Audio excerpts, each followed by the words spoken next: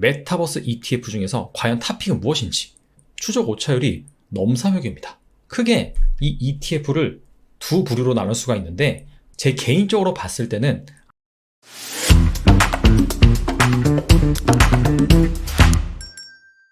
코스피가 다시 3,000선을 내주는 등 불안한 시장이 연출되는 가운데 엔터, 게임, 콘텐츠 등 메타버스 관련주들은 잘 버티고 있는 모습입니다.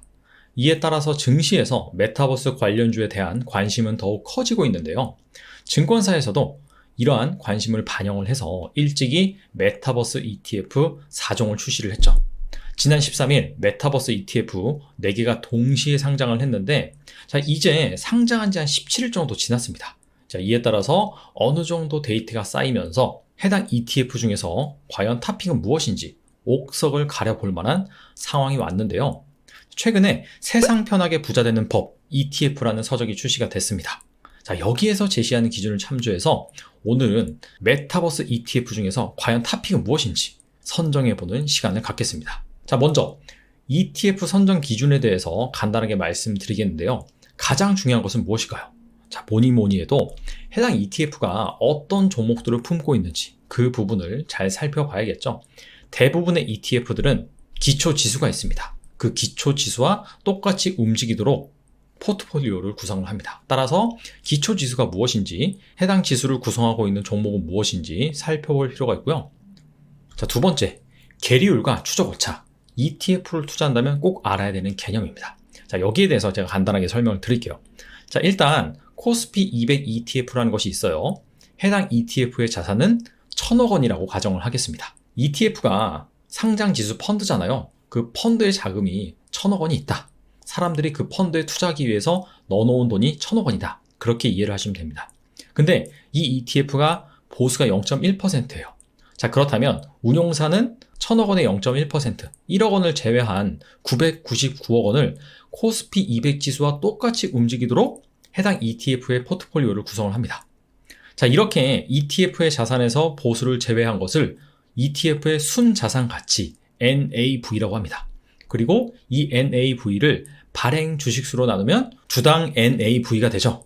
이게 바로 ETF의 기준 가격이라고 합니다. 근데 아무리 이 코스피 200 지수와 똑같이 포트폴리오를 구성한다 하더라도 100% 복제는 불가능해요. 따라서 ETF 기준 가격이 코스피 200 지수를 정확히 따라 움직이지 못하는 현상이 발생을 하는데 이것을 바로 추적 오차, 트래킹 에러라고 합니다. 아무래도 좋은 ETF는 이 추적 오차가 적은 ETF겠죠. 이번엔 괴리율에 대해서 말씀을 드릴게요. 앞서서 말씀드린 ETF의 기준 가격, 이게 이론적으로는 또 주가와 일치를 해야 되거든요.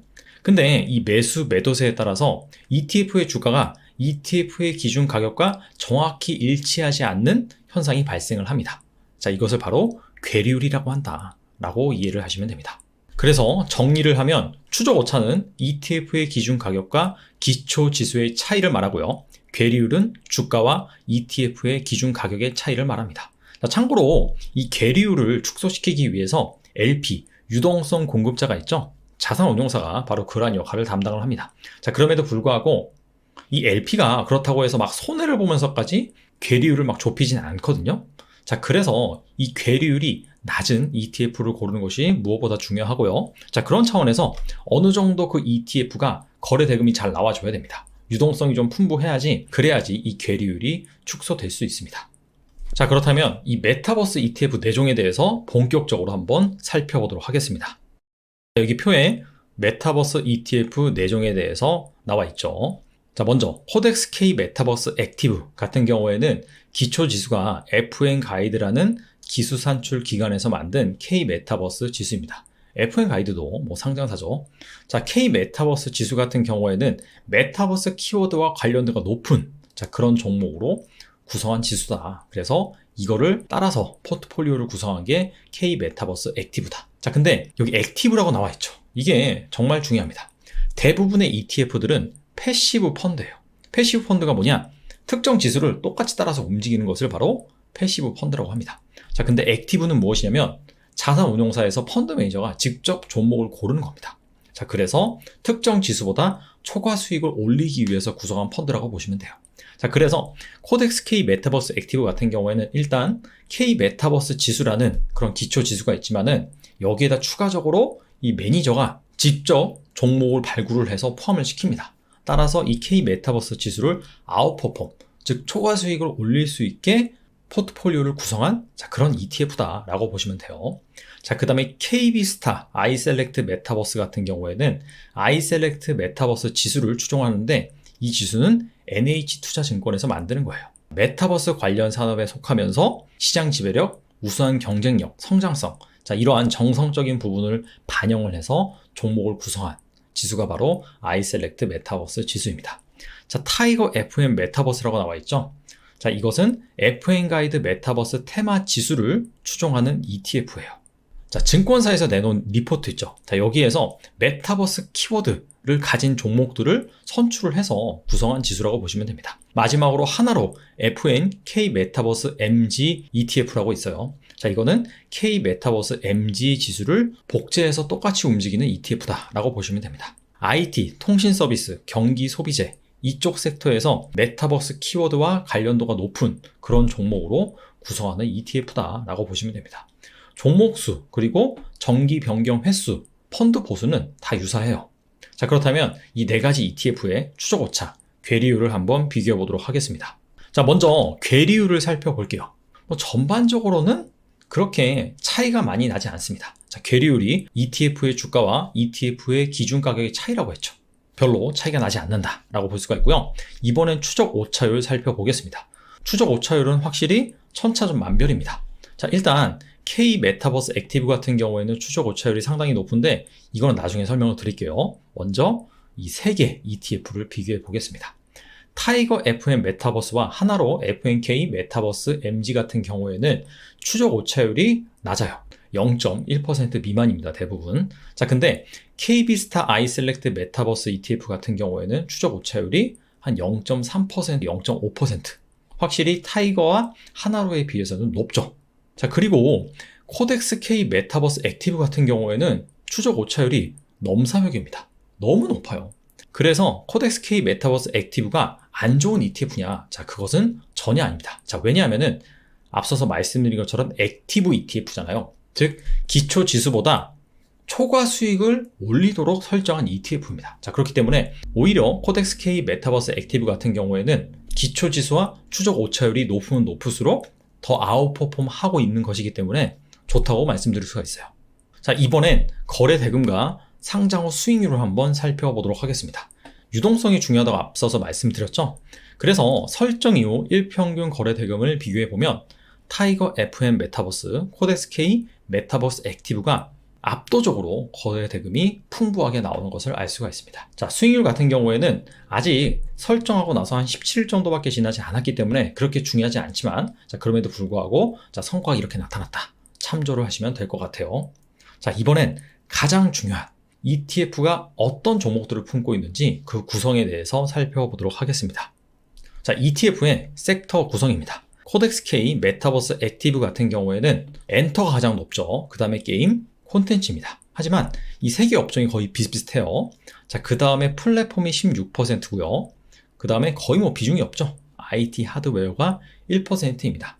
자, 참고로 엔터나 게임 같은 경우에는 굳이 설명은 안 드려도 어떤 업종인지 아시겠죠.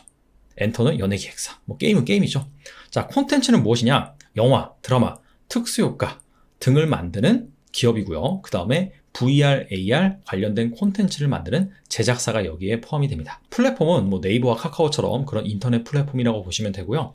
IT 하드웨어 섹터 같은 경우에는 VR 기기용 디스플레이, 그 다음에 부품, OLED 장비를 만드는 업체입니다.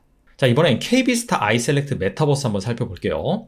자, 마찬가지로 엔터 비중이 가장 높고요. 그 다음에 게임, 콘텐츠 순입니다. 하지만 코덱스 K 메타버스 액티브와 비교한다라고 한다면 이 절대적인 비중의 크기는 좀 낮죠. 게임이나 콘텐츠 같은 경우에는. 대신에 뭐가 많냐? 바로 IT 하드웨어, 그 다음에 소프트웨어 섹터가 많습니다. 소프트웨어 섹터 같은 경우에는 빅데이터나 AI를 활용한 영상 처리 솔루션, 자, 이런 것들을 만드는 업체다라고 보시면 됩니다. 자, 그리고 타이거 FM 메타버스 같은 경우에는 엔터 비중이 높고요. 대신에 앞서 살펴본 두 ETF와 가장 큰 차이점은 바로 IT 하드웨어 이쪽 비중이 상당히 높다는 거예요. 반대로 게임의 비중이 상당히 낮죠. 하나로 FNK 메타버스 MG ETF도 마찬가지입니다. IT 하드웨어 비중이 가장 높아요. 그리고 이 ETF는 콘텐츠 비중이 가장 낮습니다. 자, 그래서 크게 이 ETF를 두 부류로 나눌 수가 있는데, 코덱스와 KB스타 같은 경우에는 주로 콘텐츠 엔터 게임 이런 비중이 높고요. 반면에 타이거 FM 메타버스 하나로 같은 경우에는 상대적으로 IT 하드웨어 비중이 높습니다.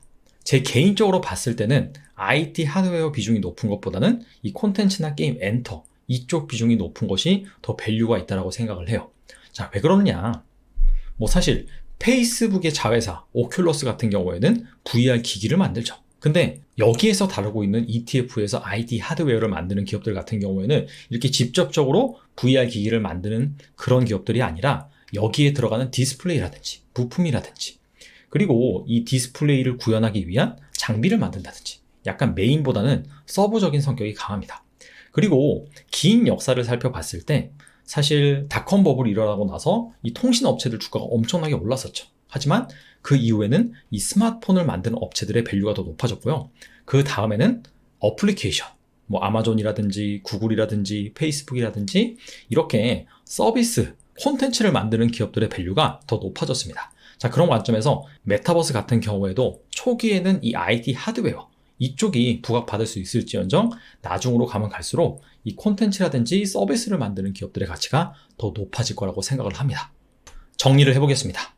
자, 추적 오차율, 게리율 관점에서 봤을 때는 KB스타를 제외하고는 전반적으로 다 양호했어요. 코덱스 같은 경우에는 추적 오차율이 상당히 높았지만 그거는 액티브기 때문에 그렇다. 그러한 특수성이 있다라고 생각하시면 되고요. 유동성 같은 경우에는 타이거 FM 메타버스와 코덱스 K 메타버스 액티브가 압도적이었습니다. 그리고 코덱스 K 메타버스 액티브, KB스타 아이셀렉트 메타버스가 게임, 엔터, 콘텐츠 비중이 높았죠. IT 하드웨어 기기 비중은 낮았습니다. 자, 그래서 종합적으로 다 따져봤을 때 코덱스 K 메타버스 액티브가 메타버스 ETF 중에선 가장 낮지 않나 라고 생각을 합니다. 단 리스크는 있습니다. 액티브라는 단어가 포함되어 있었잖아요.